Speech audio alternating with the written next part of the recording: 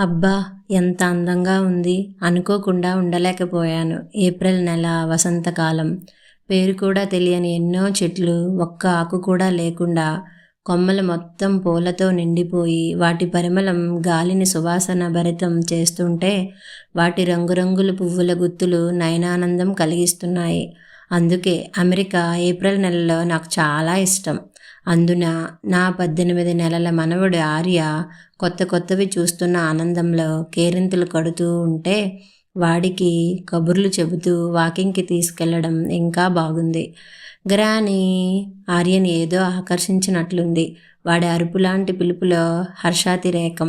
కంటిచూపు చెట్ల మీద నుండి స్ట్రోలర్లో ఉన్న వాడి మీదకి, తర్వాత వాడు చూపిస్తున్న వైపుకి మరలింది. ఓ అమెరికన్ యువజంట వాకింగ్కి వచ్చినట్టున్నారు. ఆమె స్ట్రోలర్ తోస్తుంటే అతను కుక్కను నడిపిస్తున్నాడు.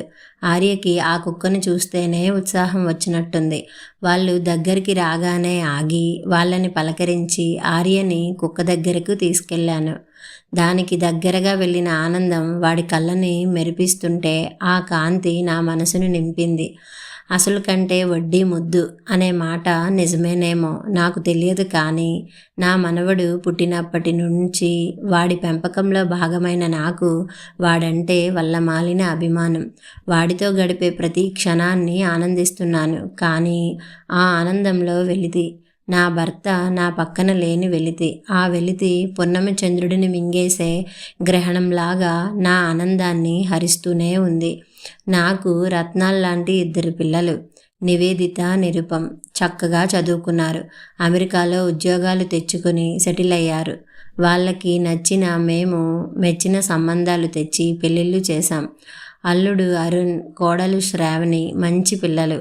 మేమంటే అభిమానం, గౌరవం. వాళ్ళిద్దరికీ కూడా మంచి ఉద్యోగాలు. ఇంతలో నా భర్త రిటైర్ అవ్వడంతో పిల్లల దగ్గరికి వస్తూ పోతూ జీవితం ఆనందంగా ఉందనుకుంటున్న సమయంలో నా కూతురు నెల తప్పిందన్న వార్త ఆ ఆనందాన్ని మరింత పెంచింది.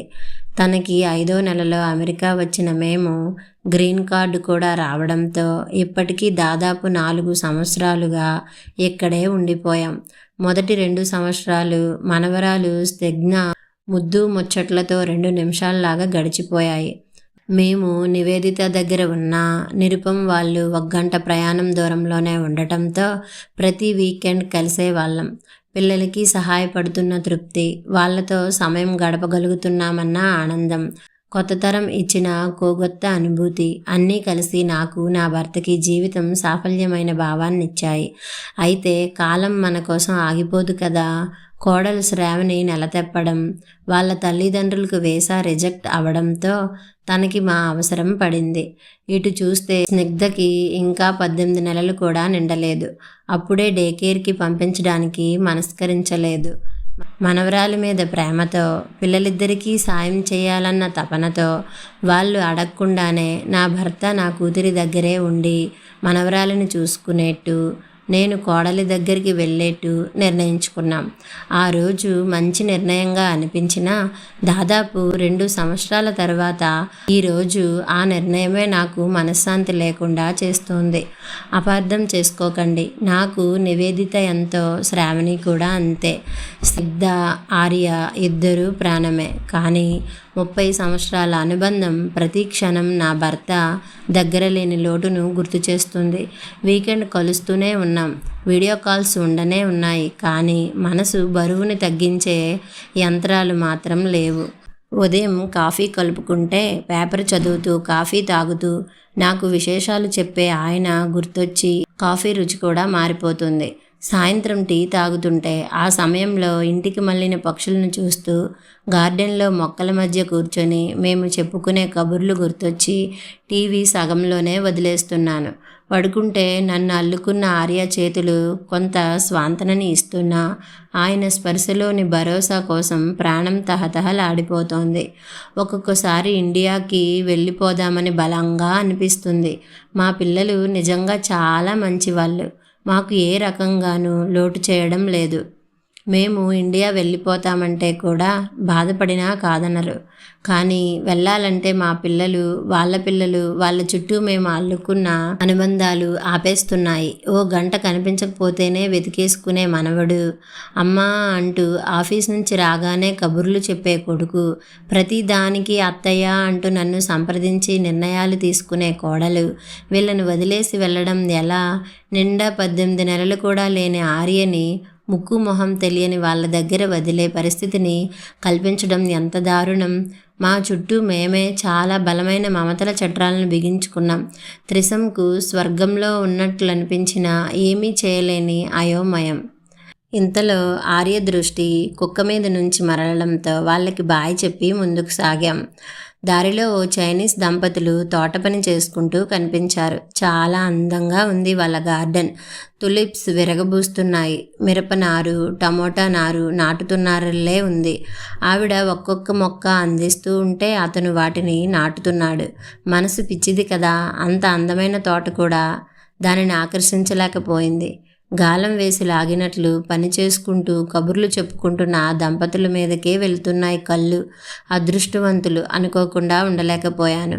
ఇక్కడి నుంచి కొంచెం దూరంలోనే పాండ్. ఆ చుట్టుపక్కల వర్షం నీరంతా అక్కడికి వచ్చేట్టు ఏర్పాటు చేయడంతో పాటు చుట్టూ మొక్కలు వేసి నడవడానికి దారి ఏర్పాటు చేయడంతో ఆహ్లాదానికి ఆహ్లాదంతో పాటు పర్యావరణానికి కూడా మేలు జరుగుతూ ఉంది. వీలైనప్పుడల్లా సాయంత్రం పాండ్ దగ్గరికి ఆర్యని తీసుకుని వాకింగ్కి రావడం అలవాటైపోయింది నాకు. వచ్చినప్పుడల్లా ఇక్కడుండే బాతుల కోసం ఏదో ఒక మేత పట్టుకొస్తుంటాను. ఆర్యకి ఈ బాతులను చూడటం చాలా సరదా. వాటితో పోటీ పడి కేరింతలు కొడుతూ ఉంటాడు.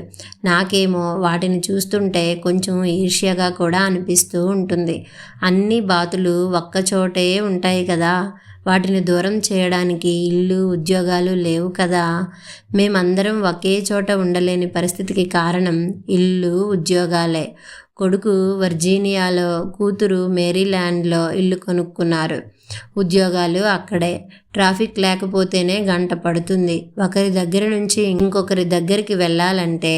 పోనీ మా భార్యాభర్తలు ఏదో ఒక చోట ఉంటాం. రెండో వాళ్ళు బిడ్డని మా దగ్గర వదిలి వెళ్ళమని చెబుదామనుకుంటే ప్రతిరోజు ఉదయం సాయంత్రం రాను పోను కలిసి 4 గంటల ప్రయాణం అవుతుంది. ఉద్యోగాలతో మిగతా పనులతో ఇప్పటికే సతమతం అవుతున్న వాళ్ళకి ఈ కష్టం అదనంగా ఇవ్వలేమనిపించింది. అలా కాక 2 పిల్లల్ని మేము ఒక దగ్గర ఉండి చూసుకుంటాం.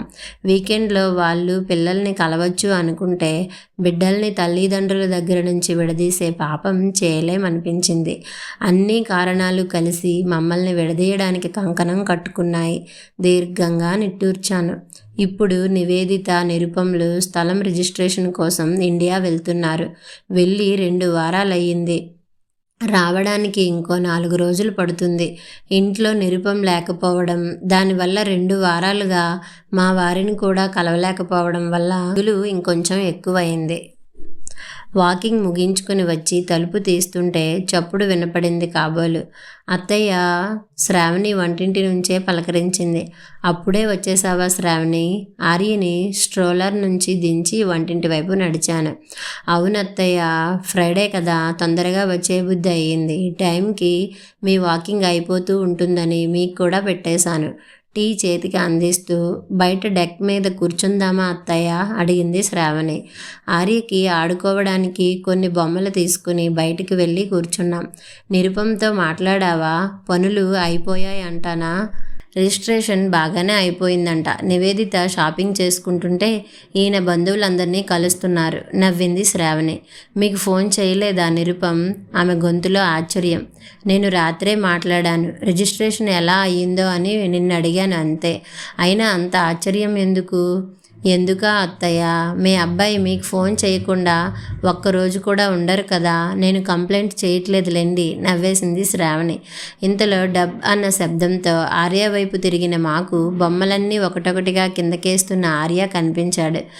వీడికి బొమ్మలు ఎక్కువైపోయాయి అత్తయ్య. ఈ ఆదివారం గరాజ్ సేల్లో పెట్టేద్దాం అవసరం లేనివన్నీ. శ్రావణి గొంతులో చిరుకువాపం ధ్వనించింది. గరాజ్ సేల్ అంటే? ఓ, మీరు వచ్చిన తర్వాత ఇప్పటి వరకు గరాజ్ సేల్ పెట్టలేదు కదా అత్తయ్య. మన కమ్యూనిటీలో 2 సంవత్సరాలకు ఒకసారి పెడతారు. అందరూ వాళ్ళకి అవసరం లేని వస్తువుల్ని వాళ్ళ వాళ్ళ ఇంటి ముందు అమ్మకానికి పెడతారు. వాటిని నచ్చిన వాళ్ళు కొనుక్కుంటారు. అవునా, ఇక్కడ అందరూ బాగానే ఉన్నారుగా, అలా పాతవి కొనుక్కోవడానికి వాళ్ళేమీ ఫీల్ అవ్వరా? శ్రావణి నవ్వేసింది. లేదత్తయ్య, బట్టలు కూడా కొనుక్కుంటారు, వేసుకుంటారు. పాతవి అని ఫీల్ అవ్వడం నేను పెద్దగా చూడలేదు. అలా అని ఎవరూ పాడైనవి సేల్లో పెట్టరు. మనం రేపు అన్నీ తీసి పక్కన పెడదాం. ఎల్లుండే కదా సేల్. నాకైతే చాలా గమ్మత్తుగా ఉంది. వస్తున్న వాళ్ళు పేదవాళ్ళలా లేరు, కానీ నచ్చినవి ఇష్టపడి కొనుక్కుంటున్నారు.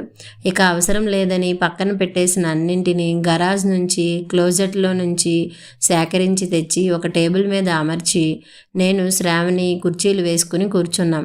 సగం వరకు అప్పుడే అమ్ముడుపోయాయి. ఇంకా అమ్ముడుపోవాల్సిన వాటిల్లో జంట కుందేళ్ల బొమ్మలు చాలా బాగున్నాయి. వాటిని ఎందుకు అమ్మడమో కూడా నాకు అర్థం కాలేదు. శ్రావణి ఏమో అవి మన ఇంటి డెకరేషన్కి మ్యాచ్ అవ్వవత్తయ్యా అంది. ఇక నేను ఊరుకున్నాను. కానీ నా దృష్టంతా వాటి మీదే ఉంది. ఓ అమెరికన్ జంట వచ్చారు మా దగ్గరికి. చిన్న పిల్లల్లానే ఉన్నారు. ఆ అమ్మాయి దృష్టి కుందేళ్ల మీద పడింది. తన కళ్ళల్లో మెరుపుని చూస్తే తెలిసిపోతుంది అవి నచ్చాయని. శ్రావణితో బేరమాడడం మొదలుపెట్టారు. బేరం తెగినట్టుంది. కానీ అదేమిటో శ్రావణి ఒక బొమ్మే ఇస్తుందేమిటి? శ్రావణి, ఒకటే ఇచ్చావేంటి? వాళ్ళకి ఒకటే చాలంట అత్తయ్య. కానీ మిగిలిన ఒక్క కుందేలు బొమ్మని చూస్తే నా మనసు మెలిపెట్టినట్లయింది. అది బొమ్మే అని నాకు నేను చెప్పుకున్నా. లోపల నుంచి తన్నుకొస్తున్న దుఃఖపు తెర ఆగట్లేదు. శ్రావణి, వద్దు, అలా విడదీసి ఇవ్వద్దు. కావాలంటే ఆ బొమ్మని ఫ్రీగా ఇచ్చే. నా గొంతులో ఎంత వద్దనుకున్నా జీర ధ్వనించిందేమో. శ్రావణి నా వైపు విచిత్రంగా చూసింది. కానీ వెంటనే లేచి ఆ బొమ్మని తీసుకుని అప్పటికే కొంచెం ముందుకు వెళ్ళిపోయిన వాళ్ళ దగ్గరికి వెళ్ళి అందించింది. వెనక్కి వచ్చిన శ్రావణి చూపులో ప్రశ్నలు, నా చుట్టూ నా సమాధానాలని మింగేసిన మమతల చట్రాలు. నివేదిత, నిరుపం ఉదయాన్నే వచ్చారు ఇండియా నుంచి. అందరము డిన్నర్కి ఇక్కడే కలుసుకున్నాం. కిచెన్లో వంట చేస్తున్న నాకు శ్రావణికి కబుర్లు చెబుతూ కూర్చున్నాడు నిరుపం. నా మనసంతా రాబోయే గడియల తాలూకు ఊహలతో నిండింది. ఓ చిరునవ్వు చెప్పకుండానే నా పెదవుల మీద పరుచుకుంది. అంతలో డోర్ బెల్ మోగింది. పరుగున వెళ్ళి తలుపు తీయాలనిపించిన నా వయస్సు నేను చూపించాల్సిన హుందాతనాన్ని గుర్తు చేయడంతో ఆగిపోయాను. నిరుపం వెళ్ళి తలుపు తీశాడు. గ్రానీ అంటూ వచ్చిన స్నిగ్ధ నన్ను అల్లుకుపోయింది. అమ్మ, ఐ మిస్ యూ అంటూ నా భుజం మీద తలవాల్చింది నివేదిత. వాళ్ళ వెనకాల వచ్చిన మా వారి ప్రేమ తన చూపులతోనే నన్ను చుట్టేసింది. చూపులతోనే ప్రశ్నలు, చూపులతోనే సమాధానాలు. నా వాళ్ళందరినీ చూసుకుంటుంటే మనసంతా నిండిపోయినట్లయింది. ఇది జీవితం, ఇది సంతోషం. దీని ముందు 1000 సంక్రాంతులైనా చిన్నబోతాయి. అమ్మా, అన్నయ్య అయితే డిన్నర్ అయ్యాక చెబుదామన్నాడు, కానీ నేనాగలేను. రా, నీకు మంచి గుడ్ న్యూస్ చెబుతాను. చెయ్యి పట్టుకుని ఫ్యామిలీ రూమ్ వైపు లాక్కెళ్ళింది నివేదిత. రండి రండి, అందరూ ఫ్యామిలీ రూమ్కి రండి. మిగతా వాళ్ళని కూడా పిలిచింది. దానికంతా హడావిడే. నివి, నువ్వు అసలు ఆగలేవా? నేను నీకు చెప్పకుండా ప్లాన్ చేయాల్సింది. నిరుపం టీస్ చేస్తూ వచ్చాడు. అది నా ఐడియా అయితే నాకు చెప్పకుండా ఎలా ప్లాన్ చేస్తావు? మాట పైన పెట్టుకోదు నివేదిత. అయినా మంచి విషయానికి వెయిట్ చేయించకూడదన్నయ్య. అమ్మా, నాన్న, గెస్ వాట్? మమ్మల్నిద్దరినీ చేయి పట్టుకుని సోఫాలో కూర్చోపెడుతూ అడిగింది. ఏమిట్రా హడావుడి? మా ఆయన గొంతులో మురిపెంతో కూడిన చిరునవ్వు. దీనికి ఎంత హడావిడో ఈయనకంత నిదానం. ఏమీ లేదు నాన్న, మేమిద్దరం ఇప్పుడుంటున్న ఇల్లు అమ్మేసి ఇక్కడ దగ్గరలో కడుతున్న కొత్త కమ్యూనిటీలో పక్కపక్కన ఇల్లు తీసుకుంటున్నాం చెప్పేసింది నివేదిత. అది చెప్పిన విషయం పూర్తిగా అర్థమవ్వకముందే, అమ్మా, నాన్న, వీఆర్ వెరీ సారీ. నా పక్కన నేలపైన మోకాళ్ళ మీద కూర్చొని నా ఒడిలో తల పెట్టుకున్నాడు నిరుపం. ఎందుకు నాన్న? ఆప్యాయంగా తలపైన చేయేశాను. మాకు నిజంగా తెలియలేదమ్మా. మా అవసరాలు తీరిపోతున్న కొద్దీ అంతా బాగానే ఉంది అనుకుంటూ ఉన్నాం. ఇండియాకి వెళ్ళినప్పుడు భారతి పిన్ని అంటేనే కానీ ఆ ఆలోచన రాలేదు. ఏమందిరా భారతి? నువ్వు నా దగ్గర, నాన్న చెల్లి దగ్గర ఉన్నారని తెలిసి, ఒరే మీ నాన్న మిమ్మల్ని, మీ అమ్మని మిస్ అవుతారని ప్రమోషన్ కూడా వదులుకున్నారురా. ఏ శుభకార్యానికైనా వస్తే కలిసే వచ్చేవారు. అలాంటి వాళ్ళని మీరు పిల్లలై పుట్టి విడగొట్టారు కదరా అంది. నిరుపం గొంతులో పశ్చాత్తాపం తాలూకా జాడలు కనిపిస్తున్నాయి. ఏడ్చిందిలే, దాని మాటలు పట్టించుకోకు. తల్లికి సహజమైన ఓదార్పు వచ్చింది బయటికి. లేదమ్మా, శ్రావణి కూడా చెప్పింది నాకు. గరాజ్ సేల్ అప్పుడు కుందేలు బొమ్మల జత గురించి నువ్వు ఎలా ఫీల్ అయ్యావో. మేమెందుకు మీ గురించి అలా ఆలోచించలేదో నాకు అస్సలు తెలియడం లేదు. తెలిసిన తర్వాత ఒక్క క్షణం కూడా మిమ్మల్ని అదే స్థితిలో ఉంచలేను. అమ్మా, మేము ఇండియాకి వెళ్ళినప్పుడు బంధువులంతా ఎంత బాగా చూసుకున్నా అన్నయ్య నాతోటే ఉన్నా అరుణ్ని చాలా మిస్ అయ్యాను. మరి నువ్వు, నాన్న ఒకరినొకరు మిస్ అవుతారనే ఆలోచన ఎందుకో మాకు రాలేదు. ఇండియాలో అడగకుండానే ఉచిత సలహాలు ఇచ్చేస్తూ ఉంటారని చిరాకు పడేదాన్ని. కానీ మనకు సలహా కావాలని తెలియనప్పుడు ఇలా అడగకుండానే ఇచ్చే సలహాలే ఉపయోగపడతాయేమో. నివేదిత గొంతులో ఆర్ద్రత. ఇల్లు ఇక్కడ కొంటే రోజు మీరు వెళ్ళి వస్తారా? కష్టం కదా తల్లి అడిగాను నివేదితని. లేదమ్మా, అరుణ్ ఆల్రెడీ ఇక్కడ జాబ్ చూసుకున్నాడు. నేను కూడా తొందరలో మారిపోతాను. నీకు తెలుసా, అరుణ్కి ఈ ఆలోచన చెప్పగానే వెంటనే ఆచరణలో పెట్టేశాడు. ఇల్లు కూడా వెతికేశాడు. రేపెళ్ళి చూద్దామమ్మా ఉత్సాహంగా చెప్పింది నివేదిత. అవునత్తయ్య, పక్కపక్కన ఇల్లు, మీరిద్దరూ ఏ ఇంట్లో అయినా ఉండొచ్చు. మీరెక్కడుంటే పిల్లలిద్దరూ అక్కడే. మీకు సాయం కోసం ఒక అమ్మాయిని కూడా మాట్లాడాను. రోజు 3 గంటలు పనిచేస్తుంది మన దగ్గర.